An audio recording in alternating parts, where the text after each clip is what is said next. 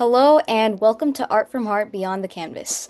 I'm your host, Avni Sharam, the founder of Art from Heart, and today we'll be diving into the world of art and advocacy. We're thrilled to have Dr. Nichole Pettway as our guest.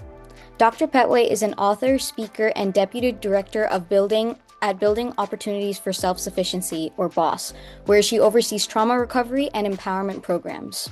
A formerly incarcerated woman turned nationally recognized leader, Dr. Pettway is the author of Against All Odds and a recipient of the Presidential Lifetime Achievement Award at the United Nations World Peace Pioneer Award. She speaks globally on resilience, leadership, reinvention, and creating pathways to self-sufficiency. Thank you for joining us today, Dr. Pettway. We're really excited to have you as our guest and share your journey with our audience. Thank you so much. I'm glad to be here. Awesome. So, first off, I would like to ask you what initially inspired you to pursue your field? Desperation. The gift of desperation, I would say. Incarceration, addiction, feeling like I was at the end of the road and really wanting to die more than I wanted to live. And just having that mustard seed of faith that something else had to be out there for me. And I had to do some internal work first in order to be able to get there. Wow, I mean that's a really inspiring journey. I mean, I know even in like the Bay Area in California, there's been a lot of issues about like addiction in schools and like overdose prevention and all of that, and it's really becoming a big issue. So it's very inspiring that you really advocate for that and really empower people around the world. So that's amazing. Thank you. Yeah. And what strategies would you say do you use to spark creativity when you're feeling stuck? And how does creativity connect with your field of work? Oh, I put things in a lot of prayer for direction for me. I'm a very spiritual being, and I kind of center myself in a way that sort of brings the, excuse me, the creative juices flowing. I try not to make decisions based on haste. I make decisions based on prayer, based on discernment, based on. I also have a women's support group that I consult with from time to time to say, hey, what does this sound like to you? And I have a pretty solid foundation around me, and so I consult with my peers, and like I said, a lot of prayer. Yeah, that's awesome. And how would you say collaboration helps you be more creative? How would you? Oh man, well I can tell you I wouldn't be where I'm at today without community. I would not be where I am at today without being embraced by the atmosphere of education, being embraced by the atmosphere of recovery. I should say recovery first, because I could not, I could not think about getting an education until I got out of my own way and stopped self-destructing through addiction and debilitating behaviors. And community is everything. Sometimes you have to allow people to love on you before you can learn to like yourself, before you can learn how to move the imposter syndrome out of the way, right? I've been in many, many arenas and really feeling a part of and feeling that I belong was really important to me. And so community did that for me.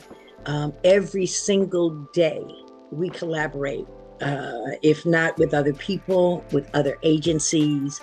And it is very important that we collaborate with people who have the same vision and on sort of like the same page of our advocacy for our participants in our community. Awesome. Yeah, that makes a lot of sense. And I mean, I feel like when you talk to other people, they have like different perspectives, and even if it's about you, they could really change your own perspective or inspire you to Absolutely. feel a different way. So that's amazing. Absolutely. And you Yeah. have to be teachable and open. Yeah. You can't come into any room like you know it all, like you've got this, like you can't tell me anything. And you've always got to remain teachable, Mm, and you've got to remain open to looking at things from others' perspective, right? That's a cultural competency, right? And so when we're looking at things through others' lenses, and we use their suggestions and we put them with what we're empowered with, mm. we come out with something really powerful. Yeah, that's totally true because everyone comes from a different background and has something Yes, new to share. So, yeah, that's absolutely. amazing. Awesome. Can you share a humorous mistake that you encountered in your journey and what did you learn from it? Mm, a humorous mistake. Hmm. I mean, I learn every day, um, and a humorous mistake. That's a good question. um. Oh. Again, I learn every day from the things that I do, and sometimes you have to step out on faith in making those decisions to do that. I have several different facilities that I manage, and really, again, staying open to suggestions from other people. But every day there's something that says sets precedent, so that we know how to move forward in a different direction. Every day I work with, I have like 123 staff, and so I'm constantly having, there's no cookie cutter way to supervise people. Like, Mm, we can set firm boundaries, we can set certain policies and procedures, but every person that you work with that comes into your office, they have a story as well, mm, right? Even if they don't identify as formerly incarcerated or recovering addict, everyone has a story for them to get to where they're at. To want to be in the helping profession takes a lot of humility. mm. It takes a lot of self work, self reflection. And so I guess the biggest thing that I would say is that, just working with people, meeting them where they are, but not leaving them where they're at. And I hope that's answering your question in some way. Yeah, of course. I mean, I know it's like hard to think of something funny, but that's so true that you learn like every day something new from people you meet or experiences that you have. So, yeah, Absolutely. that's awesome. Okay, this one's a fun one, but if you could collaborate with anyone, who would it be and what project would you envision together? Oh my goodness.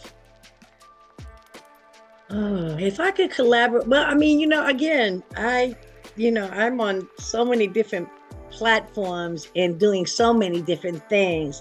If I were to collaborate with someone on the stage of speaking, I would have to say Les Brown or Lisa Nichols, and if I collaborated with them, I would like to host my own speaking engagement, have them grace my stage, and we would definitely talk to others about what it means to be a speaker and what we bring to the stage, how we should entertain, educate, and uplift. And get their energy to do that. Someone in my community, we have a gentleman, his name is Mr. Fab, and he's absolutely amazing. I don't know if you are familiar with Mr. Fab out of Oakland. And he is, just an amazing entrepreneur. He comes from the streets, he's got his ear to the streets, and he is a community advocate. He's always doing something to provide for the Oakland community, and I would love to collaborate with him to do some sort of fundraiser, for a scholarship for school, even Oh, if it's a wow. high school, to create a scholarship for somebody in high school, or a couple somebodies in high school, because oh, I never went to high school. Mm, I dropped out of school in the eighth grade. And so it wasn't until later on in my life that I realized how important education was. And if I was able to talk to my 13 and 14-year-old self back then, I would let myself know the importance of education and the importance of being able to bring something to the table, right? Yeah. So if I could collaborate with somebody in my community, it would be Mr. Fab. And if I could collaborate with somebody on the stage, it would be Les Brown, Lisa Nichols, or um, Sonja Stribling. I hope I said her name right. But those are Wow. folks that I follow, you That's know. amazing. Those are really amazing initiatives. And I mean, I'm a high school student, and I agree. I feel like there are a lot of people who want to pursue something in college, but maybe they have some kind of barriers or like financial barriers or different kinds of things. And yeah, I mean, it's wonderful that you that you'd be willing to like help other students. So that's awesome. I couldn't read and write some 17 plus years ago. Wow. I always thought that the streets had something more for me than I would get in the high school. And I Mm. can say that the education that I've received from the School of Hard Knocks has assisted me on this journey. But once I started on this journey and gave myself permission to learn, gave myself permission, when I started getting my GED because I couldn't help my children do homework because I couldn't read. And Mm. so when I decided to go and get my GED, of course, I had again that community I'm telling you about embrace me and say, wow, you can do this. And they sat across the table from me every time. And even when I didn't want to show up for myself, I knew they were showing up for me. So I continued to show up for myself, Wow. and Yeah. then when I was told, you can go to college, I was like, college, you tripping, and I did. I went to City College. I got 7 certifications and an associate's degree. Wow. And I mean, again, all I was doing is stepping out on faith to say that I believed in myself, that I could actually complete it. Every B and A that I got, I was like, I was just so amazed that I did that, right? And so to continue on to get my bachelor's degree, to continue on to get a clinical master's degree, and then to be honored with a doctorate degree in humanities, that to me, and so it is incumbent upon me to share that with others, because there are folks who may be dealing with similar situations, addiction, prison, the loss of my children, and then getting your children back. And what does that restoration look like, right? And again, community. Community is what embraced me through the whole process. And I'm really honored and I'm really grateful and I'm very humble. That's wonderful. Yeah, I mean, community is really uplifting, so that's awesome. And um, how would you say creativity it like has played a role in being able to reach people and spread the message that you spread? Oh, creativity has a lot to do with it, but then also heart. Mm. Heart has a lot to do with it. You have to have the heart. I went through a lot of traumatic experiences as a child. And I took that shame and that guilt into everything that I did. And every result was participating in behaviors that um, wouldn't be pleasing to my parents. And so having the heart and the creativity to say that I'm going to do something different. Where do I start? Mm. What do I need to start? And creativity is one of them, but heart is another. Having heart and having the faith that whatever the results are, then I'm okay with whatever the results are. And one of those things was starting my book. Mm. Um, and I do have my book here Oh, to wow. you. Oh, amazing. It is called Against All Odds. Wow. And it is a triumphant journey from incarceration and addiction. And it talks about childhood trauma. It talks about getting the help that I needed. And so today, when I think about creating a class, a curriculum for formerly incarcerated or pre and post incarceration, right? I remember for me that sense of desperation that I felt where the choices that I had, my number one choice was suicide. And so when I scratched that off the list and I looked up under that and it was get busy living, then I started to get out of my own way, and I started to allow the universe, allow the spirit, allow the community, and also allow my family to support me. And because when I was in my addiction, I ran away from my family. Sometimes my family didn't see me for months and months at a time. Wow, that's a really amazing journey. And I mean, you are a really big inspiration to a lot of people in the world. So, I mean, what you've done is really amazing. And it's awesome that you continue to spread this message and really help other people. That's awesome. Absolutely. Thank you so much. I appreciate it. Yeah. And I know we've been talking about education and how important it is, like, even as kids to understand the importance of education. So, what would you say is one key piece of advice that you would offer to young people who are pursuing their passions? Don't stop. Don't stop. Even when you feel like you're not making a difference, keep going.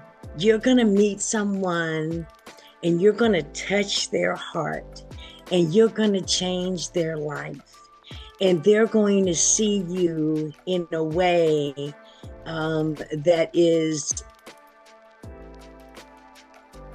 that's encouraging, that is uplifting, and they're going to be like, man, without you I wouldn't have been able to do this, right? And then you tell them to pay that forward, right? When people like I had not too long ago, I had a young man say, guess what happened to me last night, Dr. Pettway? He said, I was really lost. And now mind you, this young man had dreads in his hair. He had a black hoodie on, black jeans, black tennis shoes. And he was like, I was so scared to even ask anyone because I thought they would be afraid of me. And he said, you would be surprised. The one person that helped me was an older Caucasian gentleman who not only helped me, took me to the gas station, helped me get some gas, brought me back to my car, waited until I got my car started and everything. And he was like, if you could see the contrast between his skin complexion and mine, and the way he was dressed and the way I was dressed, but it was nothing but God that was in between the two of them, so it was an assignment that God gave to this man to help this young man. And so you never know. And I told him, I said, you've got to pay that forward to someone. He was like, what do you mean? And I said, somebody chose to look beyond the way you're dressed, look beyond the way you culturally wear your hair, look beyond the stereotype, and reached out to help you. He trusted you. He didn't know you. He put you in his car, everything, right? And got you safely back on track, back on the road. And you have got to pay that forward to someone. And so the message that I would give to someone is, you never know whose life you're going to change with your story. You never know who has the same idea as you, doesn't have the same sense of perseverance as you do, but you can pull them alongside, and the two of you can ride on that horse together, and you can accomplish some amazing things. So if you're in high school, man, stay in high school. Get the grades that you need. Go to college. If you think about being able to complete a 4-year degree and maybe even go on to a master's degree or a doctorate degree. You can do that in a 10-year period. And I know it sounds like a lot, but where your life will be 10 years after that, it'll amaze you. You're like, I'm glad I didn't waste time. I'm glad, some people, I want to take a year off from school. Get it done. Get there. Because when you walk that stage and graduate from high school, and then you walk that stage and graduating from college, man, it's such a personal reward that you can't buy it anywhere, right? They don't sell it in a bottle. You know what I'm saying? You can't buy it in a joint, right? But you can feel that sense of accomplishment that and nobody else can give you that. It's a feeling that nobody can take away from you. And when I walked across that stage and completed my bachelor's degree, my kids were in the audience and they were shouting. I mean, it had to be at least 3,000 or 4,000 people there, but I could hear my children's voice saying, "Mom," you know what I'm saying? And that was so rewarding for me. So if I would say to anyone who is thinking about venturing out on anything, just have some faith and believe in yourself, because you can do it. Wow, that's amazing. Thank you for sharing that. I hope I'm answering your questions adequately. Yes, I know yes, this has been a amazing. little bit, but yeah.